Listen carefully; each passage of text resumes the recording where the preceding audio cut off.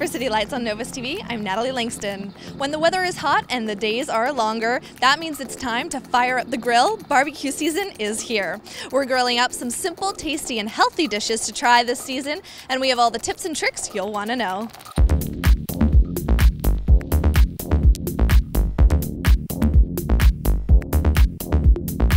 Now tell us, how are we marinating the steak today? For marinating the steak, one of the things that we want to do is give it a good couple hours to marinate. So what we have is we have ingredients that we want to make sure that we don't marinate this too long, because we're using a little bit of soy sauce, which has sodium in it, and salt and sodium with the steak can basically draw out moisture if it marinates too long. We also have a little bit of maple syrup and sherry vinegar.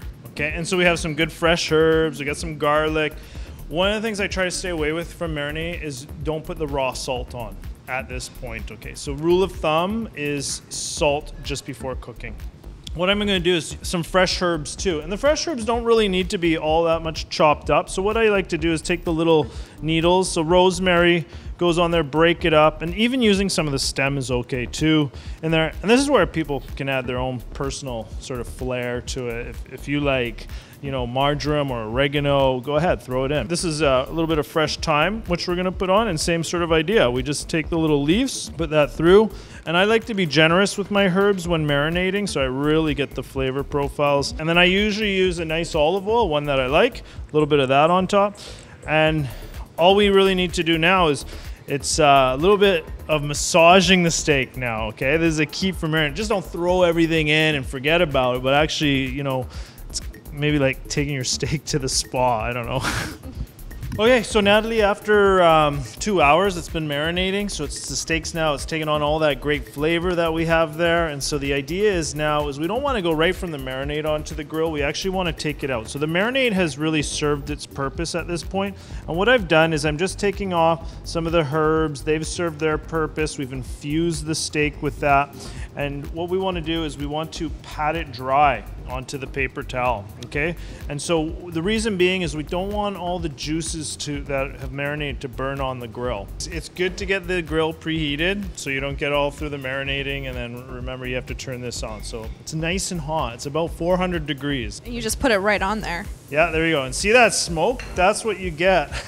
It's gonna get smoky in here. That's what you're gonna get from the fat and everything that's kind of caramelizing on the grill now. Oh, I can smell that. Yeah, I'll get you to come over here.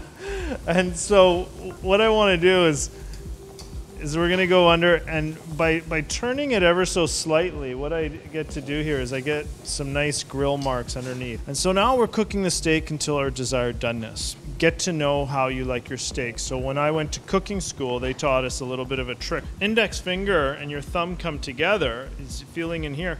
What I'm doing is this is equivalent for me with my pinky finger to rare, okay? So actually, I'll let you do that. You can feel right there. Now watch what happens when I go right over to my index finger. Feel again. See how it firmed up right away?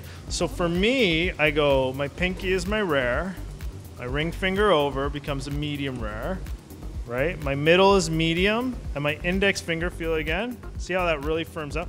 So that's medium well. Yeah, it's medium well. So that's what I like. That becomes my gauger when it comes to cooking. Look at that great caramelization on the steak. We've got the all the marinade. You got the soya cooking on there. You got the maple, the sherry vinegar, and you want good caramelization on your steak. We got a little bit of the grill marks happening here. Okay, so as I feel it now, we're good. So you can, I'm gonna take that off to the side. Awesome. And you can see the good caramelization. So what I've done here is I really like to, rest it on a rack that I have here. And the reason I do that, so it's not sitting in its own juices. And that is what I have there is I cooked it just a little bit above there. Go ahead, yeah. See what I mean? There's a little bit of spring back there. I can feel that. Okay. Whereas, you know, it's good to know that when we cut into this, it is going to be quite pink inside. Okay. Whereas if somebody didn't like the pink, they'd be wanting cooked more medium well to well done. So Natalie, we are on to grilled lobster flatbread, one of my favorites. It is, what we've done is we have mixed the water, yeast, and flour together. We've allowed the dough to proof now, so that that's when it doubles in size.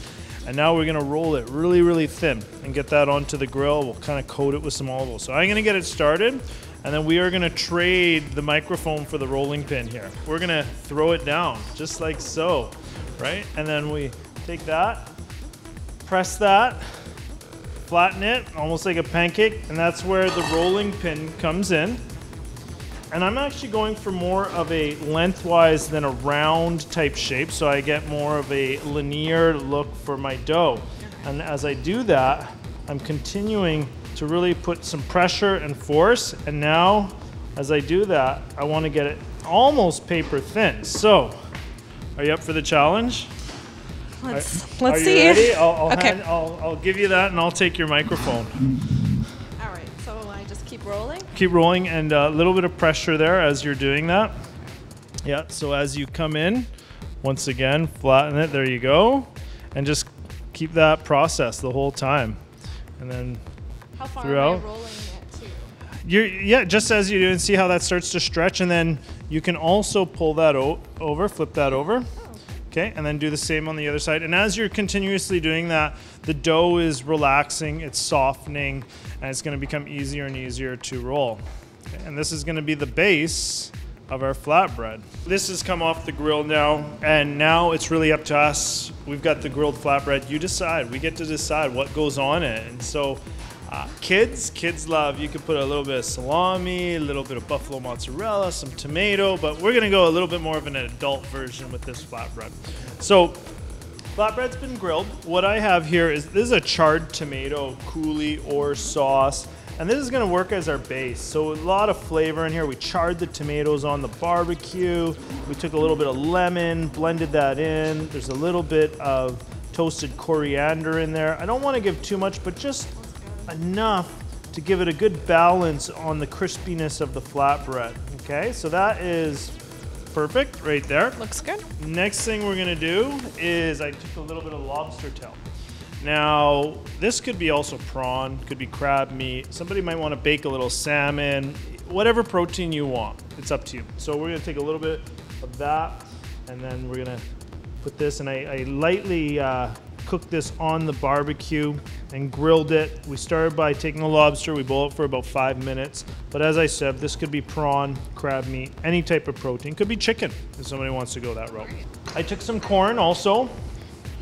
Corn, some beautiful sweet corn. And so this will add a nice little crunch as this comes together.